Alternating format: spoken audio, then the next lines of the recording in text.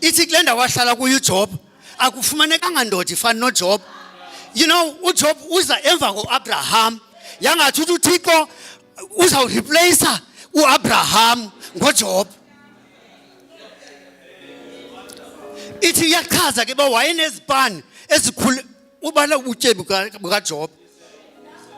Wathi uSathana, no, uJob akafumani ekoyika nje. Ukoyika because umnikile ezi zinto and umbiyele. So ndithela ngokwezinto what God laid up for you. Uthixo unezinto zakho. Kudingeka wena ba uzipositione. Zikhona izinto zakho. Ithi iBhayibhile unabantu bakhe ababizwa ngegama lakhe. Wena uzibeka ndawoni. You know, iDeuteronomy 28 ithetha ngeentsikelelo zabantu abamoyikayo uThixo. Uthixo unezinto zabantu bakhe. Ndifuna ukuchaza njena loo nto. Yey, uPeter, 1 Peter chapter 1 uverse ngu4 uthi sinelifa elingenakuguga elingenakonakala.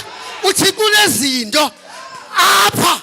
Uthixo unezinto zakho both nakwilizwe elizayo. Uthixo unezinto zakho zipositione. Ababekele zona ukubekela izinto uThixo apha.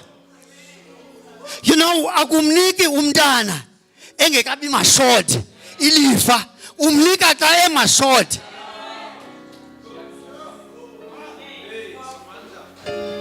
Xa emashort zikhona izinto zakho. Umiphi wena? Zifuna wena.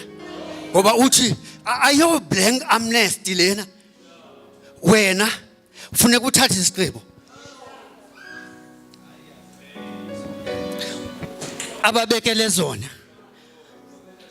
Uthixo both kweli phakade uyafuna siphumelele because uthi uyathetha kuJeremiah.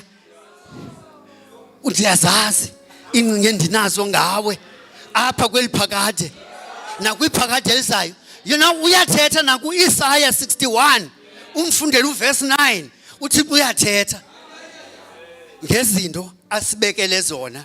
Inkosi mayikusikelele ngegama lenkosi.